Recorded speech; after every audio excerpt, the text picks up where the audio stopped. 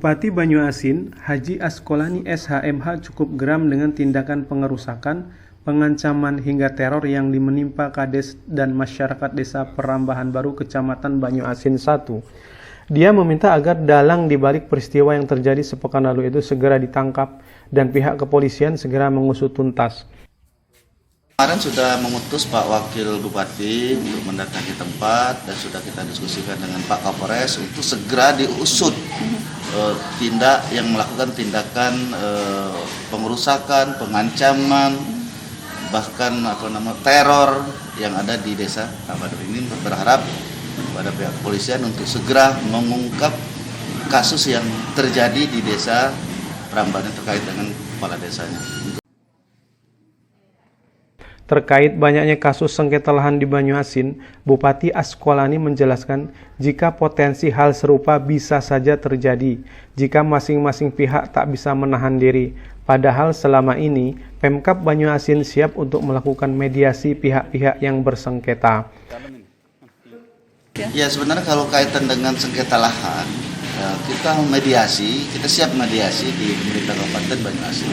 Kalaupun tidak selesai dengan mediasi yang sponsori oleh pemerintah kabupaten, kita ada jalur hukum, bisa gugat ke pengadilan, karena ini sudah berbentuk sertifikat bisa ditunkan. Artinya kan banyak jalan dan langkah-langkah lain yang bisa dilakukan, tidak harus melakukan pengancaman, pengerusakan, apalagi sampai terjadi hal-hal yang tidak kita inginkan. Jadi ada jalur-jalur hukum yang bisa kita lakukan. Jadi kita berharap kepada semua pihak untuk jangan terpancing dengan hal-hal yang menimbulkan kejadian-kejadian yang tidak kita inginkan. Bupati mengimbau kepada masyarakat Desa Perambahan Baru untuk tidak terpancing melakukan hal-hal yang tidak diinginkan. Dia meminta masyarakat untuk tetap tenang. Pemkab Banyuasin akan memfasilitasi proses hukum, akan membackup. Himbauan tetap tenang, kita akan fasilitasi untuk proses hukumnya dan akan kita backup dari pemerintah kabupaten terhadap kejadian. Insya Allah tidak akan terjadi lagi. Dan hari ini juga kita akan koordinasi dengan Pak Dandim, dengan Pak Polres untuk menjaga jangan sampai terjadi kejadian seperti yang kemarin. Diberitakan sebelumnya, rumah pribadi Kades Perambahan Baru M. Basri menjadi sasaran amuk preman bayaran yang berjumlah sekitar 200 orang.